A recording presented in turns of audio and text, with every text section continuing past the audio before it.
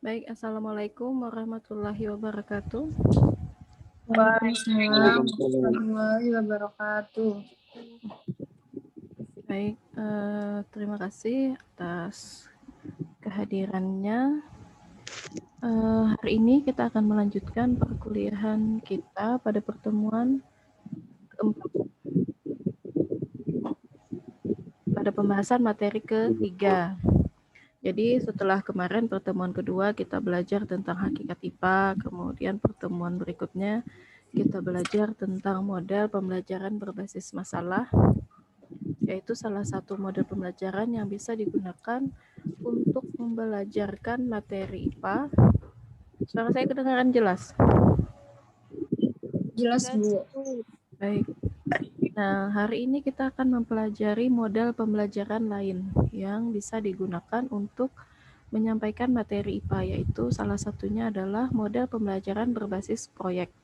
Jadi nanti kita sistemnya ya, kalau pertemuan berikutnya berarti nanti rekamannya akan saya kirim di Adlink, berikutnya lagi via Zoom, supaya nanti juga menghemat kuota kalian. Kalau tiap minggu via Zoom, khawatirnya nanti ada yang keberatan dari segi kuotanya.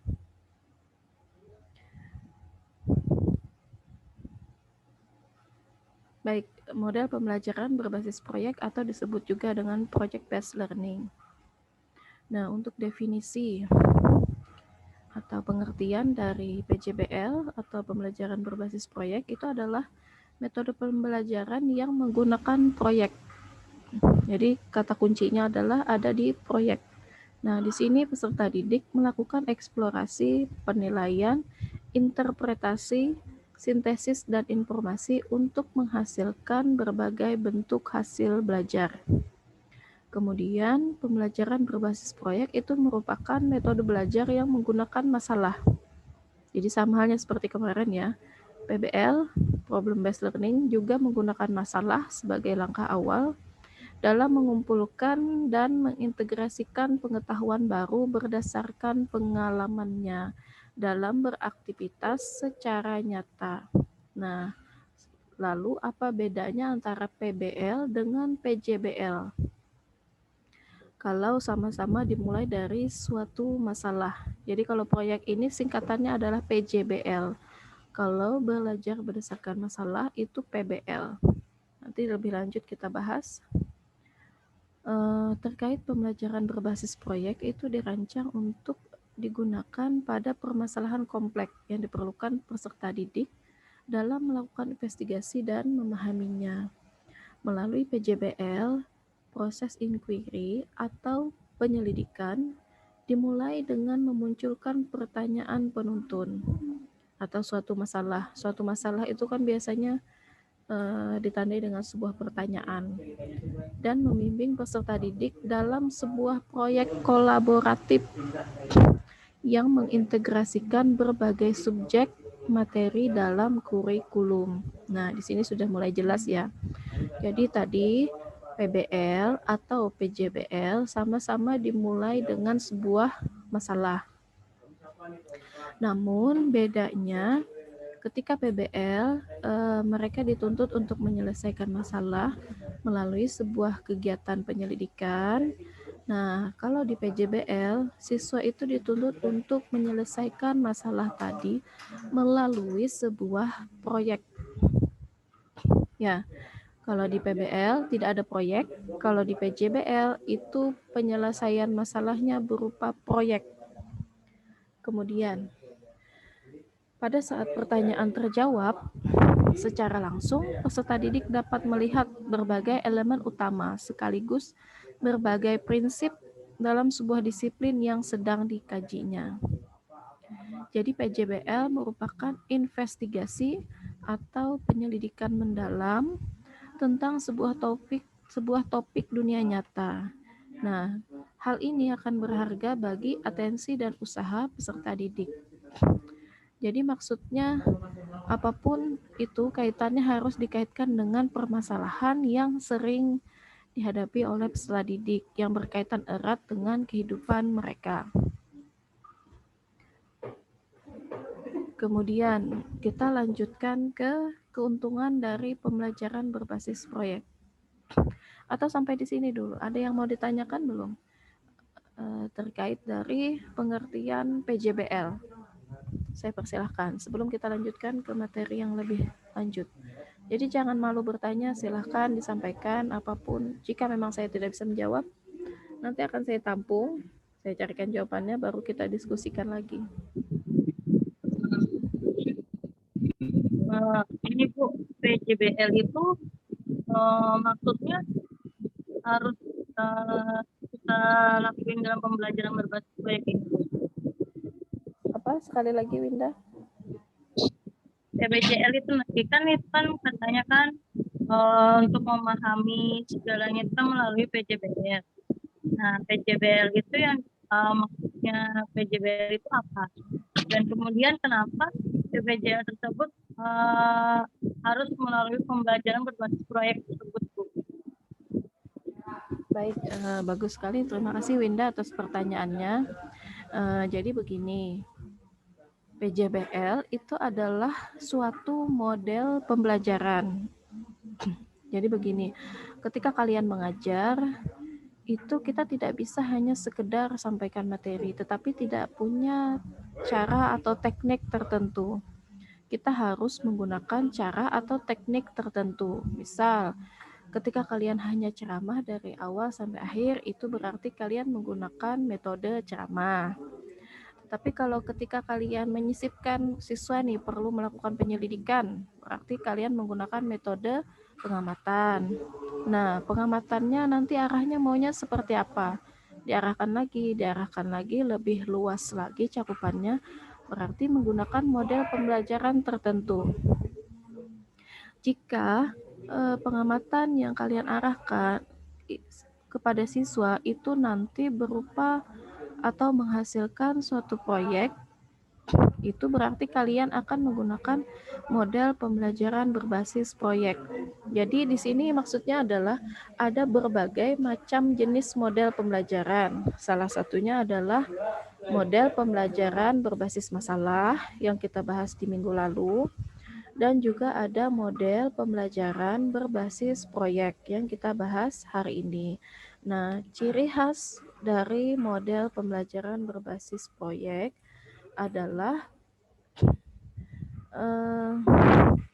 ketika kalian membimbing siswa untuk menyelesaikan suatu masalah, itu diarahkan untuk menghasilkan sebuah proyek. Jadi apakah harus menggunakan proyek? Jawabannya adalah harus jika kalian menggunakan model pembelajaran berbasis proyek. Paham ya? Jika kalian tidak menggunakan model ini ketika kalian mengajar, berarti tidak perlu harus ada proyek. Misal, ketika Winda mengajar di Madrasah Ibtidaiyah, misal nanti kelas 5 SD, saya lupa materinya IPA itu di 5 SD itu tentang apa, tapi kita ambil contoh misal satu, ada materi tentang fotosintesis misal.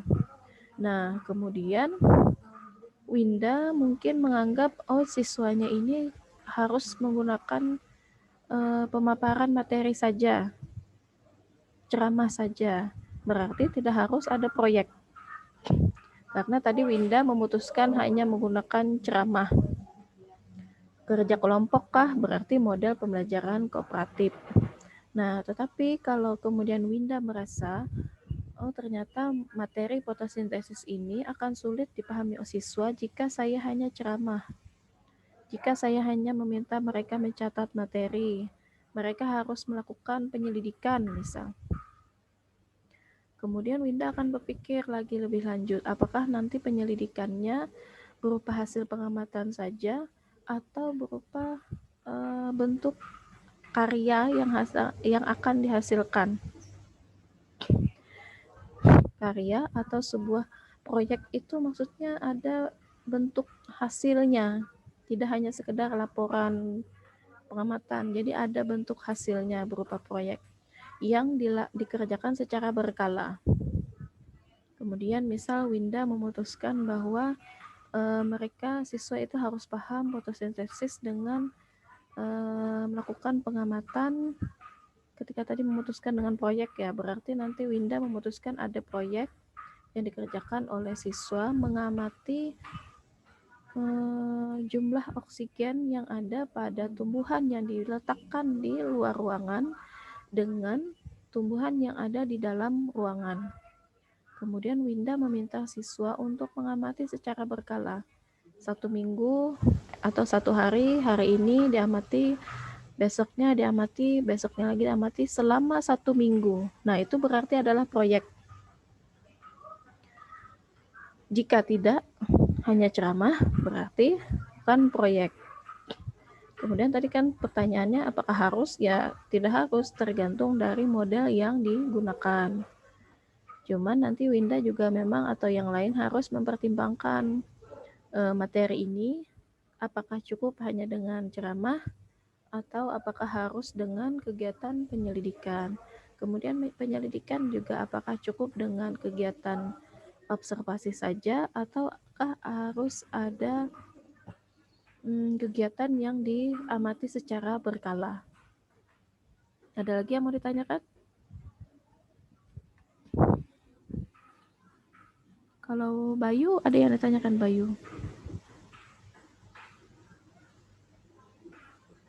Enggak. Gak ada. Baik. Intinya kalau misal kurang ini ditanyakan ya. Kemudian kita lanjutkan ke keuntungan pembelajaran berbasis proyek.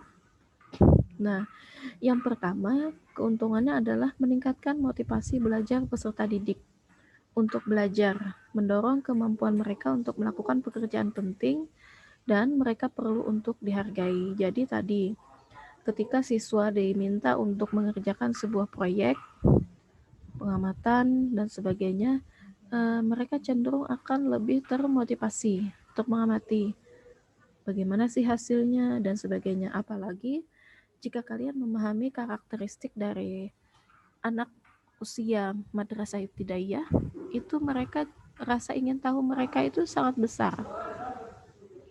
Jika kalian punya adik, biasanya pasti mereka akan sering bertanya, bahkan untuk hal-hal yang bagi kita mungkin terkesan biasa. Misal seperti anak saya sering bertanya tentang kipas angin terbuat dari bahan apa, kemudian kenapa ada hujan dan sebagainya. Itu karena memang secara karakteristik perkembangan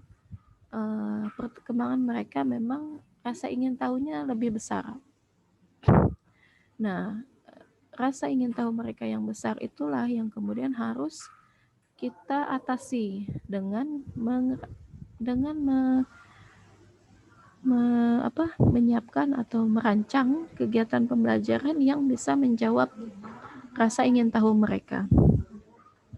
Kemudian yang kedua, keuntungan dari pembelajaran berbasis proyek ini adalah meningkatkan kemampuan pemecahan masalah.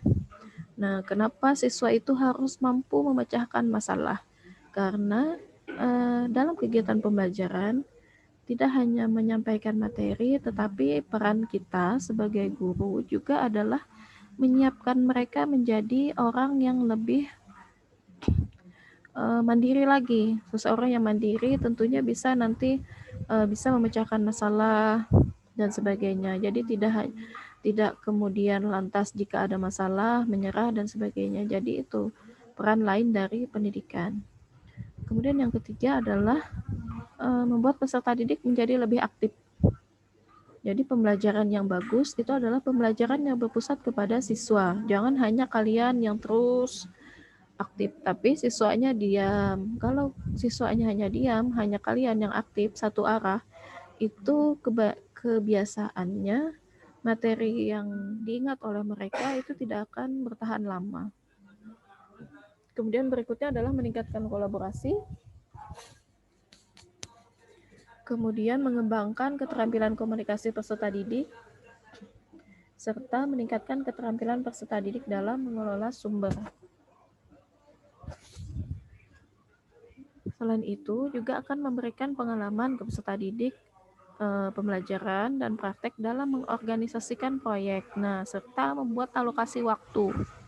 dan sumber-sumber lain seperti perlengkapan untuk menyelesaikan tugas. Jadi di sini mereka juga dilatih untuk mengalokasikan waktu supaya nanti bisa menata memanajemen waktu. Misal seperti kalian mahasiswa banyak tugas nih, satu dosen, satu tugas, satu pertemuan, satu tugas. Ketika kalian sudah terbiasa memanajemen waktu, tentunya hal tersebut tidak sulit lagi. Kalian sudah akan terampil untuk mengatasi permasalahan tersebut. Kemudian menyediakan pengalaman belajar yang melibatkan peserta didik secara kompleks dan dirancang untuk berkembang sesuai dunia nyata. Kemudian melibatkan peserta didik untuk belajar, mengambil informasi, dan menunjukkan pengetahuan yang dimiliki, lalu diimplementasikan dengan dunia nyata. Kemudian membuat suasana belajar menjadi menyenangkan, sehingga peserta didik maupun pendidik menikmati proses pembelajaran. Jadi sama halnya kayak kita, ketika kita sudah menyukai suatu proses, nah pastinya nanti akan lebih bermakna. Ketika lebih bermakna, tentunya apapun yang kita dengar, apapun yang kita lihat, itu akan tersimpan di pengetahuan jangka panjang, istilahnya long term memory. Nah, terkait dari berbagai kelebihan dari PJBL tadi, tentunya juga ada kelemahannya.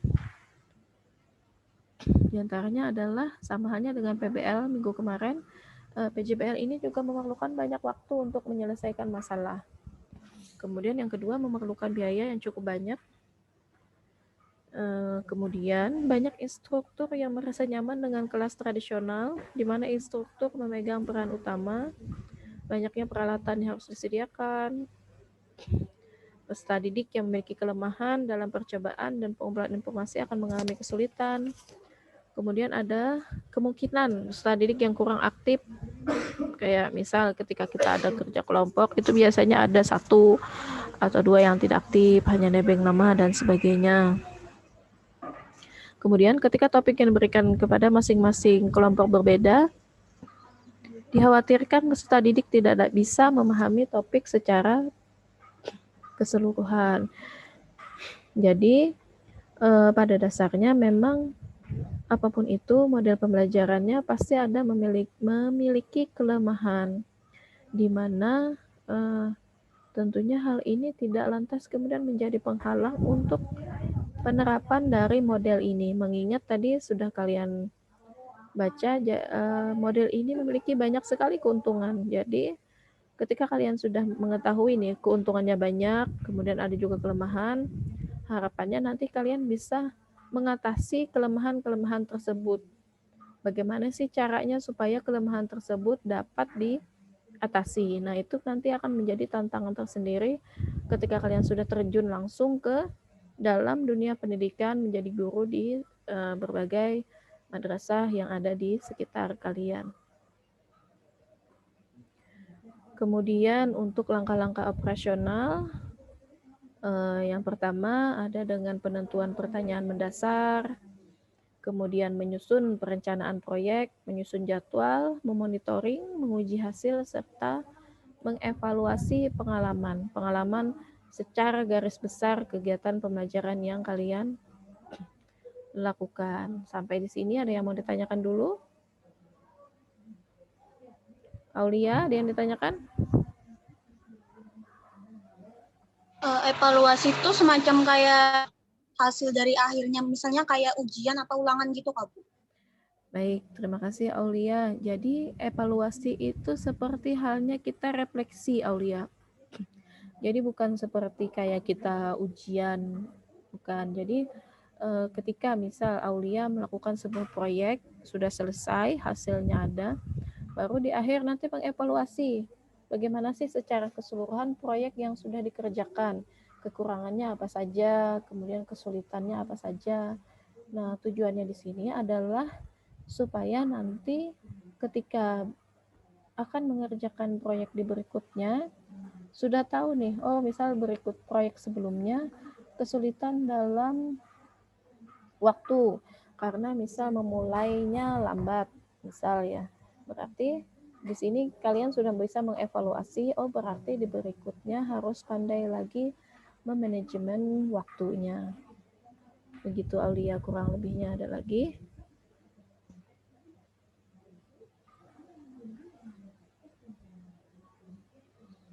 Baik, ada lagi yang mau ditanyakan?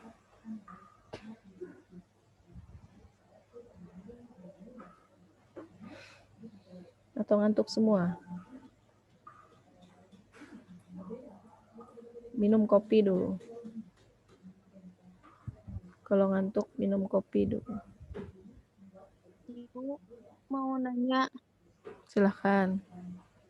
monitoring itu prosesnya Kak Bu? Monitoring itu salah satu prosesnya. Jadi memonitoring kegiatan pembelajarannya atau kegiatan proyek yang dilaksanakan. Termasuk tahapan-tahapannya, Mari Ulfa.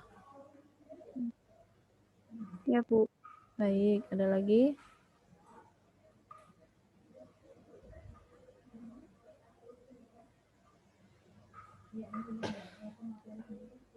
Tidak ada. Kalau tidak ada, kita lanjutkan ke sistem penilaian. Sistem penilaian dari proyek yang dikerjakan oleh siswa. Penilaian proyek merupakan kegiatan penilaian terhadap suatu tugas yang harus dilakukan dalam periode atau waktu tertentu. Tugas tersebut berupa suatu investigasi sejak dari perencanaan, pengumpulan data, pengorganisasian, pengolahan, dan penyajian data. Jadi penilaiannya itu tidak sekali, tetapi merupakan secara keseluruhan. Jadi proyeknya dinilainya seperti itu. Kemudian penilaian proyek itu dapat digunakan untuk mengetahui pemahaman, kemampuan mengaplikasikan, kemampuan penyelidikan, serta kemampuan menginformasikan peserta didik pada mata pelajaran tertentu secara jelas.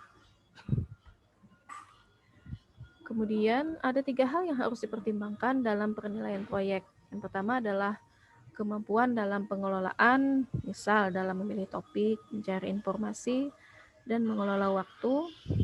Kemudian juga relevansinya, kesesuaian dengan mata pelajaran. Jadi jangan sampai nanti topik yang dikerjakan tidak sesuai dengan mata pelajarannya. Misal topiknya mengamati tentang fotosintesis, tapi mata pelajarannya tentang perubahan wujud benda, misalkan beda. Kemudian yang terakhir adalah keaslian. Jadi jangan sampai nanti hasil karya orang lain diakui oleh siswanya sebagai karyanya. Nah, sampai di sini itu tadi yang bisa saya sampaikan terkait model pembelajaran PJBL, yaitu salah satu model pembelajaran yang bisa diterapkan ketika nanti kalian mengajarkan materi IPA, materi pembelajaran IPA. Nah, nanti jika kalian sudah membaca kontrak perkuliahan, di sana juga sudah tertulis bahwa model pembelajaran yang saya gunakan untuk mengajarkan kalian pada materi ini nanti juga menggunakan model PJBL, di mana nanti kalian akan saya minta untuk mengerjakan sebuah proyek yang dikerjakan pada suatu waktu secara berkala, yaitu nanti setelah UTS sampai UAS, yang nanti akan saya anggap sebagai nilai UAS. Proyeknya apa? Sudah saya tuliskan, yaitu berupa nanti kalian menyusun LKS untuk materi IPA, yang mana nanti salah satu penilaiannya adalah dari keaslian. Jangan sampai kalian mencari LKS dapat dari internet, kemudian kalian tulis sebagai LKS kalian. Itu insya Allah nanti akan juga, apalagi jika ketahuan saya, pasti nanti akan mempengaruhi dari penilaian. Ayo, sampai di sini ada yang mau ditanyakan dulu?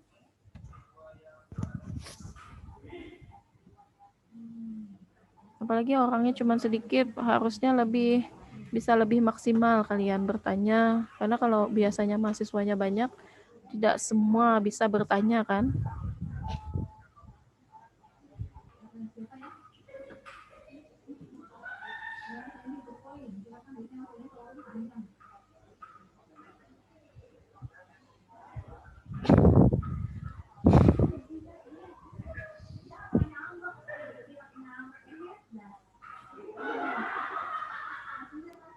Bu, mau bertanya Ya, Bu. silakan.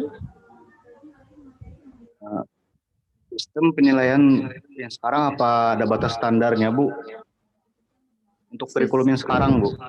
Baik, sistem mengajar sekarang apakah ada batas standarnya? Maksud Mahfud begitu ya? Iya Bu, iya Bu. Untuk kurikulum K13. Baik, untuk kurikulum K13, standar penilaiannya itu sekarang lebih kepada tidak hanya terkait kognitif.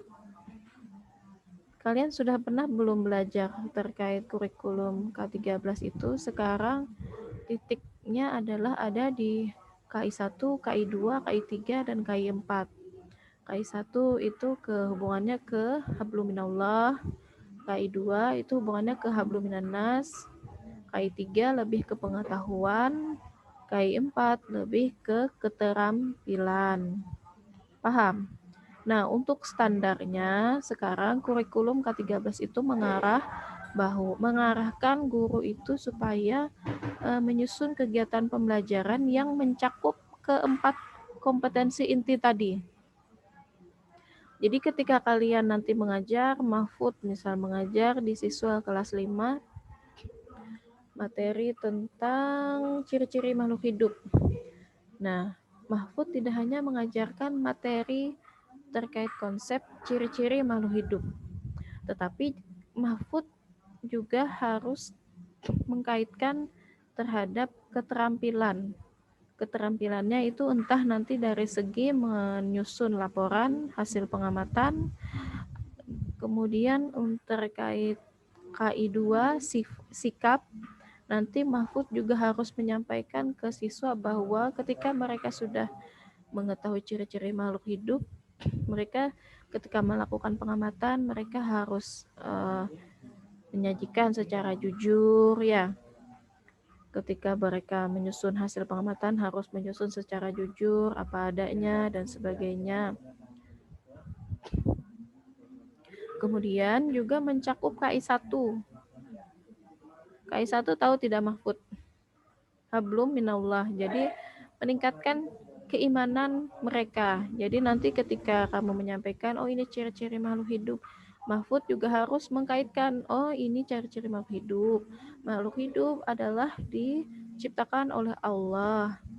Ketika kalian belajar ini, berarti nanti harapannya kalian bisa lebih menyadari bahwa Allah itu Maha Kuasa. Allah menciptakan segala yang ada di sekitar kita yang memiliki banyak manfaat untuk kita.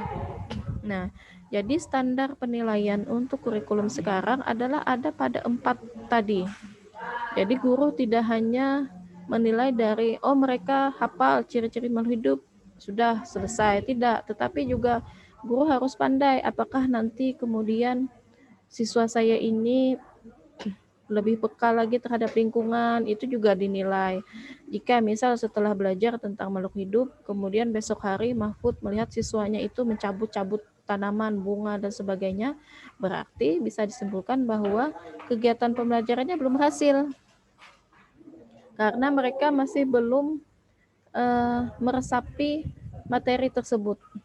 Jadi mereka masih belum menguasai materi tersebut. Tunggu ya. Hah?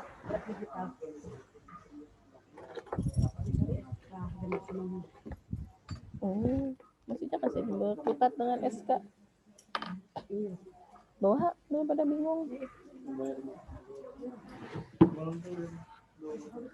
Baik, itu tadi ya, Mahfud. Ada lagi yang mau ditanyakan Mahfud?